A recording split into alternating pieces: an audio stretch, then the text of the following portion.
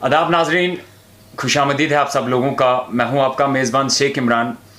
वक्तन फ़वक्तन मैं आपको किसी न किसी शख्सियत से मुलाकात कराता ही रहता हूं, क्योंकि ज़रूरी है इस वक्त के दौर में कि लोग जो है हर एक चीज़ से अवेयर हो।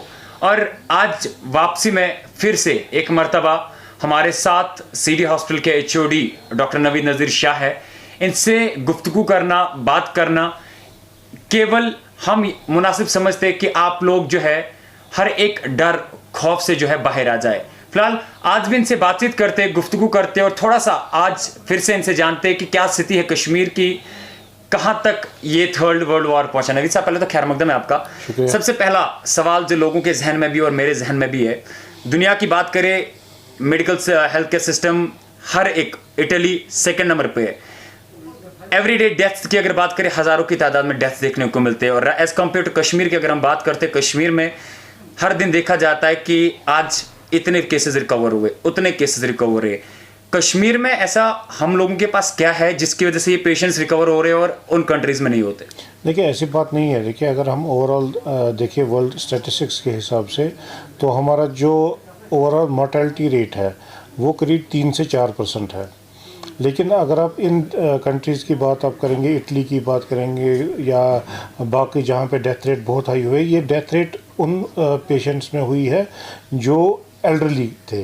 नो डाउट यंग पीपल में भी वहाँ पे डेथ हुई है, लेकिन मेजॉरिटी ऑफ द पीपल जो जिनकी ये डेथ हुई, या तो वो कोमॉर्बिड कंडीशंस में इन्वॉल्व थे और या तो वो एल्डरली एज ग्रुप से बिलोंग कर रहे थे। लेकिन अगर हम कश्मीर की बात करें या ओवरऑल सब कॉन्टिनेंट की बात करें, तो यहाँ पे mortality rate as compared to rest of the world कम है। अब अगर कश्मीर की बात करें तो हमारी मोर्टेलिटी रेट अराउंड 1 से 1.5% के करीब है।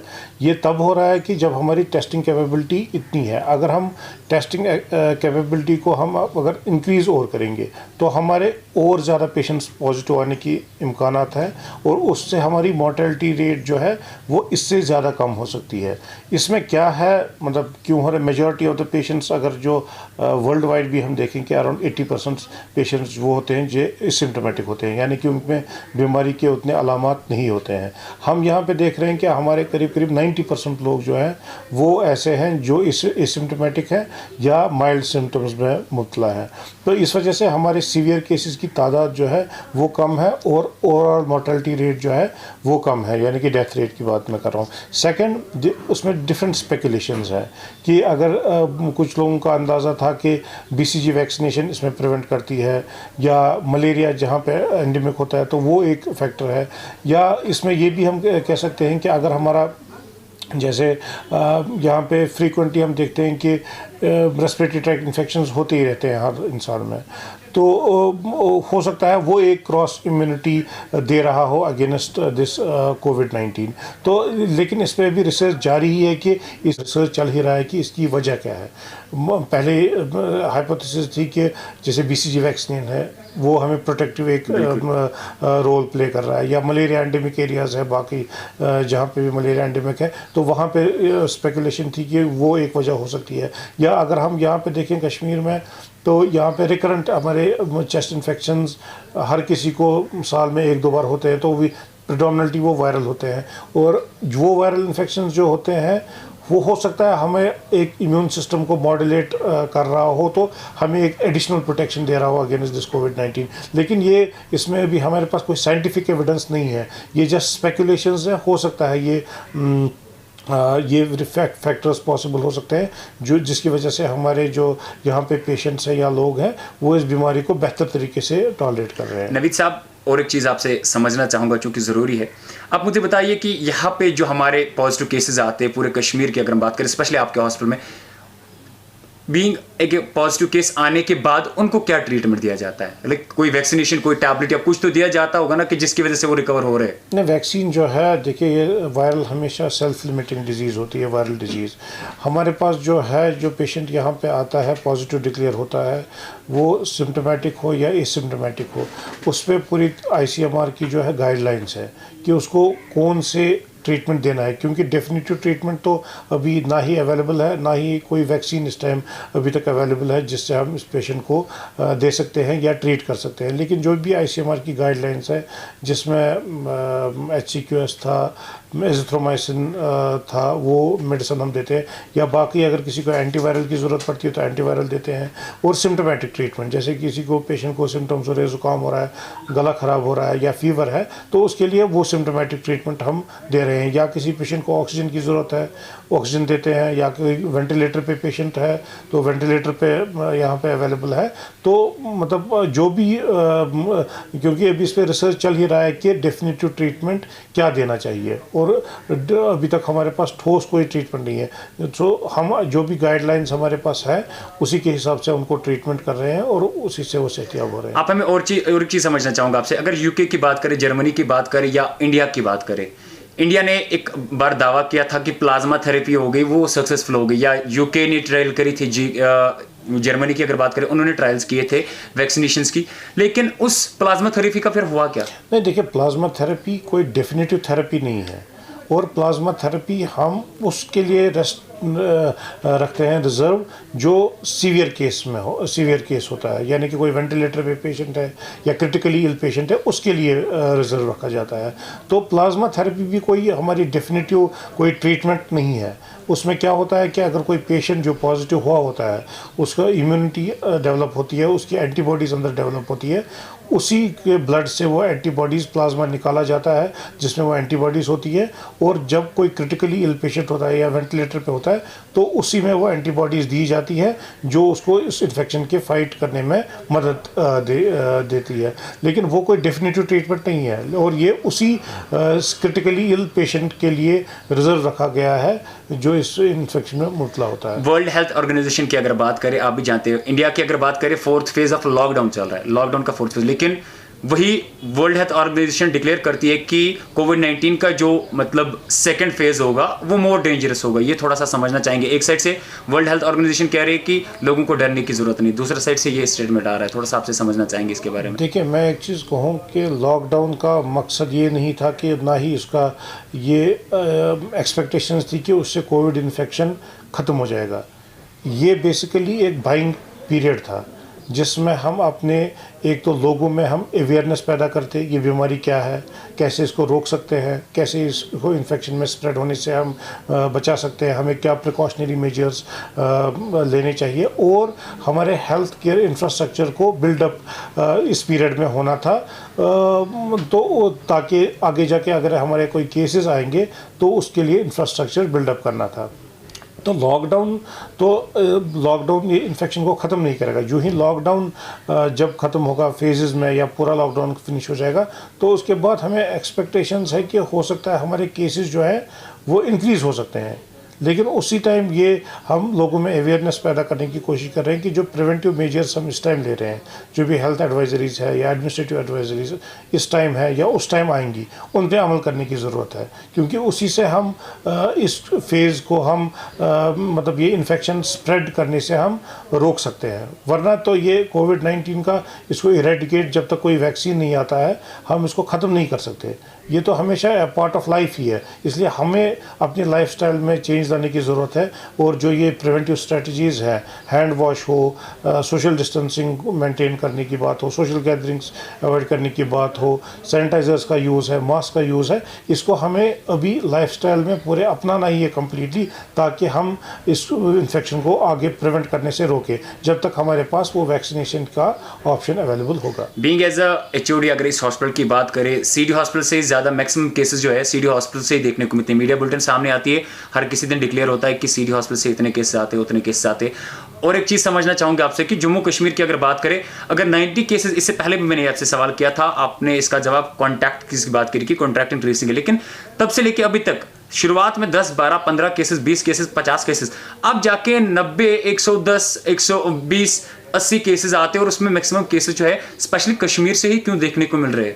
देखिए, अगर इस टाइम हम देखें, अब इस टाइम हमारे पास जो मेजॉरिटी ऑफ द टेस्ट आ रहे हैं वो ट्रैवलर्स के आ रहे हैं, मतलब जो वहाँ बाहर से इस टाइम बैरूनी रियासतों से, बैरून ममालिक से लोग आ रहे हैं बाय एयर, बाय रोड, उनको डिफरेंट जगह क्वारंटाइन में रखा जा रहा है, तो उसकी सैम्पलिंग हो रही है यहाँ पे, तो वो मेजॉरिटी ऑफ द केसेस हमारे पास पॉजिटिव आ रहे हैं। और क्लस्टर्स में देखिए, हम पिछले 15 दिन की बात करें तो हमें एक ही डिस्ट्रिक्ट पुलिस लाइन से ही करीब 100 केस आए। तो ये एक क्लस्टर है, वहाँ पे जब एक पेशेंट इन्फेक्ट होता है तो ये पूरे उस कम्युनिटी जो उसकी होती है आपस में वहाँ पे, वो उसको इन्फेक्ट करने का खतरा रहता है। तो इसी वजह से हमारे केसेस उस टाइम अचानक से बढ़ गए। और चूँकि पहले आप देख रहे थे कि 200-300 टेस्ट होते थे, आज एक ही दिन में हज़ारों टेस्ट हो रहे हैं कश्मीर में। तो इस वजह से जितने ज़्यादा टेस्ट होंगे तो उतने ज़्यादा पॉजिटिव आने के इम्कानात है। अगर आप प्रेग्नेंट लेडीज़ की बात करें तो उसमें एक प्रोग्राम चल रहा है कि हर कोई प्रेग्नेंट लेडी का 36 वीक्स पे टेस्ट हो रहा है towards the end of the pregnancy. तो ये एक्टिव प्रोसीजर है, हालांकि वो एसिम्टोमेटिक ही होते हैं, लेकिन हम देख रहे हैं कि प्रेग्नेंट लेडीज़ की जो टेस्टिंग हो रही है उसमें भी हमें काफ़ी पॉजिटिव केसेस देखने को मिल रहे हैं। तो इसमें घबराने की कोई बात नहीं है। जैसे मैं पहले भी कहा, तो ये अच्छी बात है, बाहर से जो भी लोग आ रहा है, जब तक वो उसका टेस्ट नहीं होता है, उसका टेस्ट का रिजल्ट नहीं आता है, तब तक उसको हम कम्युनिटी में नहीं जाने दे रहे हैं। लेकिन उनको जब भी क्वारंटाइन में रखा जाता है तो मेरी उनसे ये अपील है कि उसके क्वारंटीन के जो रूल्स हैं वहाँ पे वो ओबे करें पूरी तरीके से। जैसे उनको एक कमरा दिया गया है, एक बंदे को या 2 बंदों को कंबाइन कमरा दिया गया है, तो उसी में महदूद रखें जब तक उनका रिजल्ट का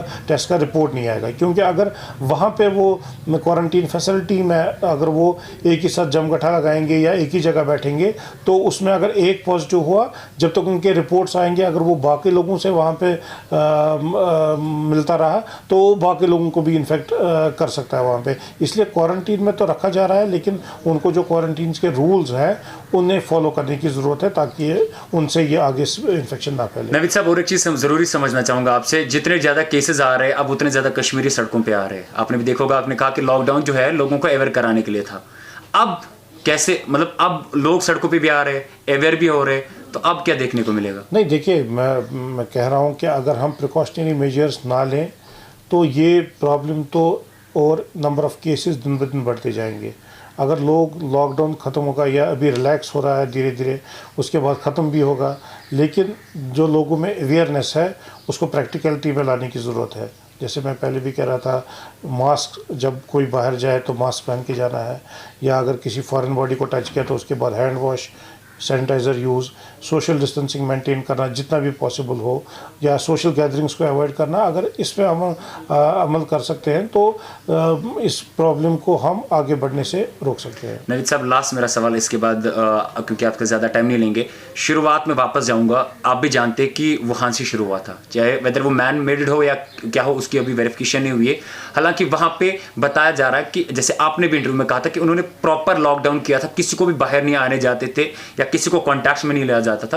लेकिन यहाँ पे स्थिति अब दूसरी है। अब आपने भी देखा होगा कि मैक्सिमम लोग जो है, जब आप 5 मिनट के लिए पुलिस वाले को देखो तब मास्क लगा के होता है, सैनिटाइजर तो कोई यूज नहीं करता। एसिम्प्टोमेटिक्स की आपने बात करी, किसी को पता ही नहीं कि एसिम्प्टोमेटिक कौन है। तो इसके हवाले से थोड़ा सा आपसे जानना चाहेंगे और लोगों को इसके बारे में मुख्तसरन बता दीजिए। और लोगों को ये भी कहना है कि कहीं ना कहीं से, क्योंकि अनपढ़ भले मतलब पढ़े लिखे से ज़्यादा अनपढ़ लोग हैं, उनका कहना है कि कोरोना है ही नहीं कहीं पे, कश्मीर में कोरोना है ही नहीं। तो उसके हवाले से थोड़ा सा बता दीजिए। नहीं, देखिए, केसेस आ रहे हैं, आप भी टेस्टिंग हो रही है तो केसेस तो आ रहे हैं, लेकिन ये लोगों को समझने की ज़रूरत है। एडमिनिस्ट्रेशन का या हेल्थ केयर वर्कर्स का फ़र्ज़ है लोगों को समझाना, लेकिन अमल तो जब तक लोग नहीं करेंगे, तब तक जब तक उनका ताउन नहीं होगा, तब तक इसमें हम कुछ नहीं कर सकते या एडमिनिस्ट्रेशन कुछ नहीं कर सकती है। आइडियली अगर ये लॉकडाउन था, ये पुलिस को इम्प्लीमेंट करने की ज़रूरत नहीं पड़नी चाहिए थी। ये लोगों का ही इनिशिएटिव होना चाहिए था कि वो इसको समझे कि लॉकडाउन उनके बेहतरी के लिए है, और वो लॉकडाउन का मतलब अमल में लाते खुद ही, विदाउट एनी पुलिस इंटरवेंशन या एडमिनिस्ट्रेटिव इंटरवेंशन की ज़रूरत ही नहीं पड़नी चाहिए थी। लेकिन अब जैसे लॉकडाउन होगा ख़त्म या रिलैक्स होगा दिन ब दिन, लेकिन लोगों को जो भी एडवाइजरीज़ हैं, जैसे हम पहले भी डिस्कस कर रहे थे, उनको अमल करने की ज़रूरत है, तभी हम इसको रोक सकते हैं। क्योंकि देखिए, मेजॉरिटी ऑफ द पेशेंट, जैसे आप भी कह रहे हैं, मैं भी कह रहा हूँ कि एसिम्प्टोमेटिक हैं, तो बीमारी की अलामत है नहीं। लेकिन हम देख रहे हैं कि हो सकता है अगर हम में से 90% एसिम्प्टोमेटिक है, हो सकता है हम विदाउट डेवलपिंग एनी सिम्टम्स हम खुद ही ठीक हो जाएंगे। लेकिन हमारे से अगर किसी और को ये इन्फेक्शन होगा, और वो या एल्डरली होगा या उसकी इम्यूनिटी कम होगी या बाकी बीमारियों में मुब्तला होगा, तो उसको ज़्यादा खतरा है। मैं तो ठीक हो जाऊंगा, लेकिन बाकी बंदा जो होगा जिससे मुझसे इन्फेक्शन लगने का खतरा है, उसके लिए ये लीथल साबित हो सकता है। और जितने हमारे केसेस बढ़ेंगे उतने हमारे कॉम्प्लिकेटेड केसेस भी बढ़ सकते हैं और उतने ज़्यादा हमारी डेथ रेट या मोर्टेलिटी भी बढ़ सकती है। नवीद साहब, क्योंकि ये सवाल ज़रूरी था, लोगों का सवाल था कि अगर हम देखें जो इस कोविड-19 की वजह से डेथ होती है किसी पेशेंट की, उसको पूरी तरीके से रैप किया जाता है, इवन उनका कहीं से भी तो एयर कंडीशन, उसमें लोगों को फिर फ्यूनरल के लिए एलोकेट क्यों नहीं किया जाता? अगर उसकी बॉडी पूरी तरीके से रैप करके होती है, किसी को सामने भी नहीं जाता, तो उनको मतलब फ्यूनरल के लिए क्यों एलो नहीं किया जाता? केवल 2-3 मेंबर्स ही होते हैं फ्यूनरल के लिए। नहीं, देखिए, ये हमें मतलब कभी नहीं किसी को एडवाइस किया है कि फ्यूनरल ना हो, लेकिन हाँ, वहाँ पे जो गाइडलाइंस है उसको फॉलो करने की ज़रूरत है। अगर फ्यूनरल जब बॉडी को रैप किया जाता है, बॉडी बैग होता है उसके लिए, हाँ, गुस्ल अलाउड नहीं है, लेकिन उसको जब पैक किया जाता है उसके बाद कॉफिन में डाला जाता है, फिर उसको हम यहाँ से कंसर्न सीएमओ या कंसर्न पुलिस स्टेशन के हवाले करते हैं और बॉडी को दफन करने के लिए लिया जाता है। लेकिन वहाँ पे अगर प्रॉपर प्रिकॉशनरी मेजर्स लें, जो सोशल डिस्टेंसिंग वहाँ पे मेंटेन हो, या वो प्रॉपर पीपीई किट पहने, वहाँ पे प्रोटेक्टिव गियर पहने, तो फ्यूनरल ना होना मतलब कहीं पे नहीं है कि वहाँ पे फ्यूनरल नहीं हो सकती। जनाजा भी पढ़ा जा सकता है, लेकिन प्रॉपर सोशल डिस्टेंसिंग और प्रॉपर पीपीई किट पहन के अगर वहाँ पे जो भी वहाँ पे हो, अगर वो कर सकते हैं तो नमाज जनाजा हो सकता है। नवीद साहब, आखिरी में क्या मैसेज है अब, क्योंकि लोग जो है हमेशा आपको सुनते हैं, फॉलो भी करते हैं, जब भी आप ट्वीट करते हैं हज़ारों रिट्वीट्स उस पर होते हैं, आप जाके क्या मैसेज देना चाहते हैं? क्योंकि आवाम अब जो है दहशत खौफ भाग चुका है, अब लास्ट में आपकी मैसेज क्या रहेगी? देखिए, हमें कंप्लेसेंट होने की ज़रूरत नहीं है। ये कोरोना अभी कहीं नहीं गया है, कोविड-19 हमारे साथ ही है और हमारे साथ ही आगे चलेगा। लेकिन हम जो लॉकडाउन रिलैक्स होगा, सब लोग बाहर आएंगे, लेकिन जो हेल्थ एडवाइजरीज़ है या एडमिनिस्ट्रेटिव एडवाइजरीज़ है उनको फॉलो करने की ज़रूरत है। जो भी हमने इन 2 महीनों में सीखा है, जैसे hand washing, sanitisers use of mask, social gatherings avoid करना, रिलीजियस गैदरिंग अवॉइड करना, जब तक हमारे पास कोई डेफिनेटिव ट्रीटमेंट आएगा या जब तक हमारे पास कोई वैक्सीन अवेलेबल होगा जिससे लोगों को प्रोटेक्शन मिलेगी, तब तक इन एडवाइजरीज़ को हमें अपने लाइफस्टाइल में ही इनकॉर्पोरेट करना है। तो इसी से हम सेफ़ रहेंगे और हमारी सोसाइटी सेफ़ रहेगी।